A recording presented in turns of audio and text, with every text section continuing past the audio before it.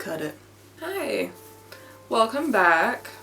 Obviously, I'm very tired, but not the point, because guess what? Good things, 2023.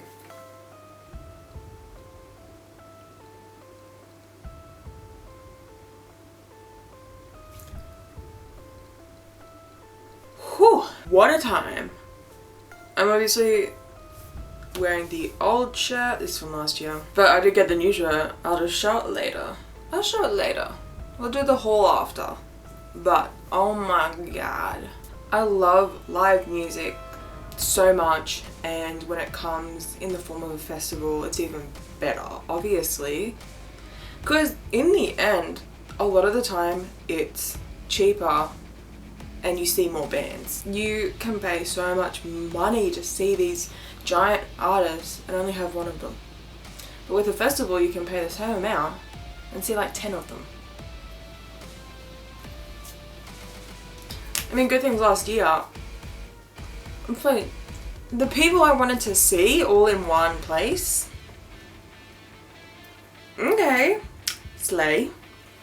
And then this year again. Okay, slay. So this year, obviously, the headliners were Fall Out Boy, Limp Bizkit, and Devo. They were like the big three. And then there were just obviously all the other bands. I don't want to say little because some of them, I didn't go to Stage 5 at Sydney, so I didn't realise how small Stage 5 was. And then it was even smaller in Brisbane, I think, because of the location of where it was not big. And it was just a very small stage. And I know it's supposed to be for lesser bands, but like they had Hanabi over there. I feel like they're pretty big. I forget who else there is that I have to look at the set list, but like, babes, what are you doing over there? What are you doing over there? So I guess I'm just going to talk about the bands that I saw. I didn't see everyone. It was so hot that day that it just wasn't as easy as it was when I went to the Sydney one, because it was just, yeah. And I had never been to the showground in Brisbane before, so that venue was very new to me, and the way that the map was set up for where everything was, it was just like, it was alright for the location. It was just annoying as hell, but you know what, it's okay. So I'm just going to talk about the ones that I saw, like stood, watched, because I didn't see as many, but I think that's okay because I still had fun. Okay, so before I even saw anyone I had to get through the shit show of getting merchandise. I got there very early because I was scared of like traffic and things like that. So I got there before 11:30, and I think it said it opens at 11:30. I got there at like 10:30 and they let us in. So I got in at 10 something, and so did like everyone else that was there. They just let us all in, and then there was only one place open to get merchandise, which was down under, you had to go through under the train tracks where there were stages 3 and 4, and the 666 stage as well.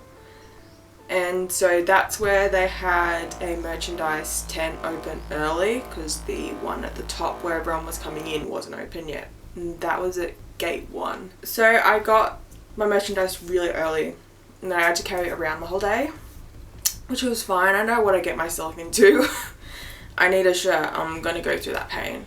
And I had a shoulder bag just over my chest, so yeah, my shoulder got a workout, but that's okay. I got my shirts. So that was good that we got there early. We got to be let in early and get that stuff, but then the line was very short, so I got my stuff real early, and then I had to stand around and wait because they didn't have the first band going on till 12:10, so they didn't open the area to stages 1 and 2 and 5 until 12 o'clock. So I pretty much was just standing around for an hour in the shade just watching the world go by because you couldn't get in anywhere. That was a bit annoying. I don't know how it all works. If I did, I'd be working there, but I don't. So I don't. But that was just a bit annoying because they were letting everyone in because the gates officially opened at 11:30. So officially everyone was coming in or planning to get through the gates at 11:30 because this first band started at 12:10. So it was crowded. Stage 5, the way that I saw on the map to get there was you had to go through stage 1 and 2 because it was like off in the distance. And then over at stage 5 they had food again and toilets and things, but then they also had another merchandise stand. No, stage 3 and 4 they were both undercover, so they had the most shade, but stage 5 did have some good shade area as well. But 1 and 2, sun. Heat, sun, sweat. I needed to get through to stage 1 and 2 because I needed to get to stage 5 as I wanted to see Bloom play at 1 p.m. I think they started playing at 1 p.m. She was a bit hectic. When I go over to the Bloom stage, I was obviously early, and the band that had won the battle in the bands competition played there. Mate, I couldn't understand what you were saying, so I actually never caught the band's name. They were great. Like, they were a great band, but every time that he would talk and every time he'd announce his band's name, nothing came through. I just thought that was funny, but they were really chill. They reminded me a lot of Thornhill, so, and then Bloom came on and they were perfect as always. I've never had a bad show with them. It was my 3rd time seeing them. Like, as soon as I saw that they were announced on setlist, I was like, I know where I'm going. I mean, it was just really good to start with them. Kind of means that they're not a very big band, but hopefully because they were playing at all of the Good Things shows, people saw them and they are going to get the recognition they deserve. There were some crazy fuckers in the pit. I've never seen that before. The Sydney one wasn't that bad, but these guys were like high kicking, arms flailing. I know you're supposed to smash into each other, but this was like, I'm going to give you a concussion. I can't say for sure if Brisbane goes harder, but they were going pretty hard compared to when I saw Sydney.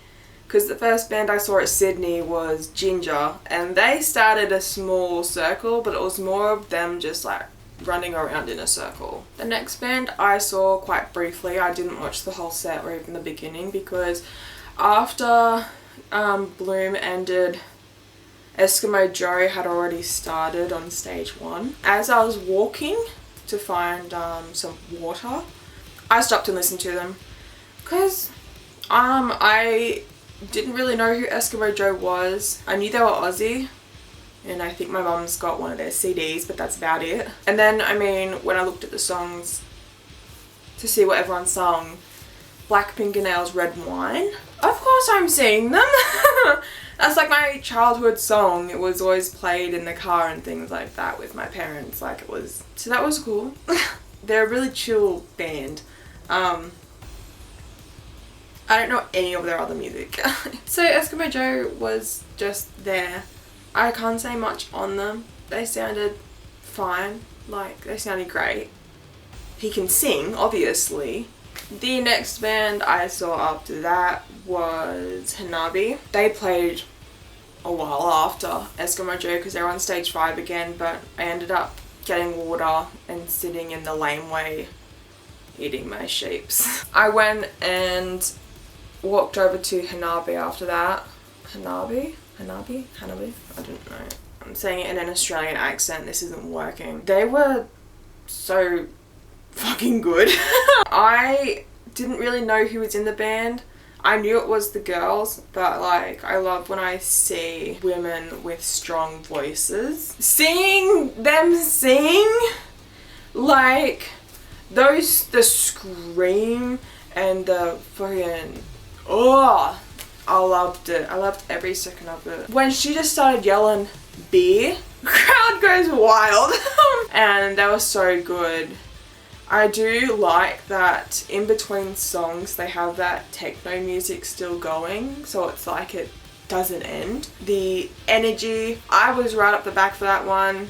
Didn't matter. That was still awesome. I think after Hanabi I wasn't waiting for anyone except for Devo. I went back to stage 1 and 2 and I ended up seeing Corey Taylor, a bit of Bullet for My Valentine, and then I watched and I Prevail was on. And I've never listened to their music.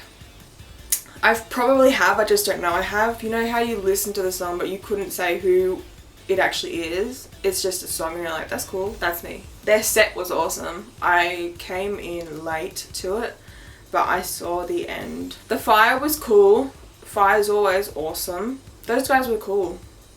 Like, I listen to them now. They're awesome. If they came back, I'd definitely go see them again. Him doing a shoey out of a guy's prosthetic leg was really cool as well. I saw Corey Taylor from the sidelines. He was really cool. And then I just saw a tiny bit of Bullet for My Valentine, but not a lot. After that, I went around and walked to like the 666 stage, which was near stage 3 and 4, which I didn't realize was a karaoke stage. But when I was just sitting there waiting for Devo to get closer, I was just like eating my food and these things started happening. First it was karaoke and then it changed to like these circus people. I don't know who they were. And then there was a woman on a pole and I was like, what is happening?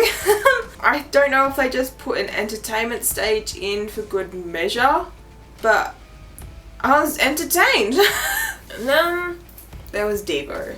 The other reason that I wanted to see Devo was because my brother loves them, so I just wanted to get a tiny bit of footage to show him when I got home. And I did, I got 3 videos. Found out I knew a lot more Devo than I probably should, to be honest, but I think that's at the fault of my brother and his big ass speakers. Look, I mean, Whip It was cool to see in live. I do have to say, after the first 5 songs I was like, okay, let's wrap it up, because unfortunately all of their songs are quite the same. They all use that techno beat and yeah, it gets old real quick if you don't like them, and so yeah, it got old real quick for me. Shout out to the 2 people who were dressed in the white jumpsuits and had put lights inside of them and had the red hats on. You guys look really cool. Limp fucking Biscuit. I'm going through a phase with those guys right now. Like, I'm just loving them. Like, ever since the ended, all I've been listening to is Limp Bizkit, and that's it. I have not touched another fucking song except for Limp Bizkit. They're just, I didn't really, you know of them, but, and listening to them on the build up to the festival as well, I kind of got to know their more their famous songs. I already knew Break Stuff, everyone I feel like does, but then I learnt My Generation and Nookie and all those, Roll, and I didn't really know those ones that well. Now I'm like, almost know every word. I don't know if it's just because I liked the music, because there was a guy next to me that didn't move the whole time, and I'm like, babes, how are you not having fun right now? Like, everyone was singing and everyone was fucking pumped. All of it was great. I loved it. It was an awesome set. Cool ass outfit for the guitarist. That was really cool. The DJ fucking mountain build up, that was awesome. I mean, lead singer, awesome. The bassist has always been fave. They were just awesome. I can't explain it. The energy that they can produce without having to like absolutely wear themselves out is just, it's awesome. It's awesome. and it's music that I just really get into. So I have just non-stop listened to Limp Bizkit. Oh my god, I never thought that I'd get into them that hard like a couple years ago, but I have now. Shout out to the granny on stage. Awesome. Unless you really hate them, get to a Limp Bizkit concert, because even if you're not, I guess, feeling it as much, everyone around you is, and that's so, it's just the feeling, and it's such a great feeling. I love it. I love it. And then there was one. So sad. So awesome. So nostalgic for Fall Out Boy. I have not listened to their new album in its complete entirety. I've listened to songs out of it. But, so I'm not that scared about going into it, because I don't mind if I don't know songs. Like, it is what it is. Well, they played like nearly all their classics. And I was screaming when they played off, oh god, I can never say the album's name, but the red album with the bear on the front, like when they played a song like that. They didn't play one of those at the 2018 concert, and that's my favourite fucking album by them, and then they played it, I was like, oh, I love them. When they released a new album, I was already gonna be like, I'm going to their concert when they announce it in Australia, and for them to announce it to only be good things, I was like, well shit, I feel really sorry for the other people, but fuck it, I'm going. What they did, which I think was so good, was they brought their tour to us. So they brought the props, because they had a tree, because Pete Wentz performed a magic trick on a piano. Okay. They had a like sea life one. They had starfish hanging from the ceiling and things like that. And then they also had this giant dog head, and they had the dog head kind of sing. It was a puppet, but it was massive, and they had it sing parts of this and a scene. It's a goddamn arm race. So that was like just cool that they brought all that stuff over there. From 2018, I think I was in year 8 or 9, and I was still a teenager. For that to be the first time that I get to see like an artist for like a second time type thing, like I've seen Bloom 3 times, but like this is like big nostalgia. It was almost to the point of how I felt seeing like Bring Me the Horizon and Sleeping with Sirens and Pierce the Veil all for the first time. This was them seeing them the second time, and it just felt even more intense because I've already seen them and now I've seen them grow. And for them to still play those old songs that are like old now, and to still know all the lyrics. Do you know how surprised I was when I revisited a lot of their songs and I'm like, I still know every fucking word. What? They're just in there. And again, I love live music. I would sell my soul for live music. I always will. If it means that I get to go to it, I'm gonna do it. Obviously this is last year's shirt. I did like their designs this year. I thought it was really cool how they decided to go more with the cartoonish type style. So this is like they had multiple shirts this year, while last year they only had this one. And like the jerseys and things like that. But this year they had multiple different styles of the Good Things shirt, which I think was really cool because I still wanted just the original. I just wanted the date, like the stuff on the back, the bands. But I think it was still good. So that was this year's. And then on the back of this one, it's just like white with all the things. But there was an option for that. But I liked the colour. So that was, oh my god, the colour as well.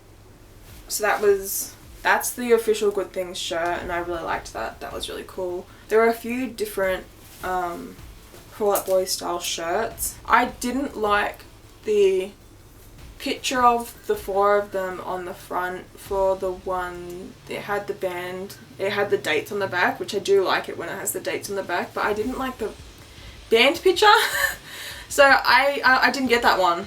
I just got, I guess, a normal shirt with lyrics on the back that I liked a lot more.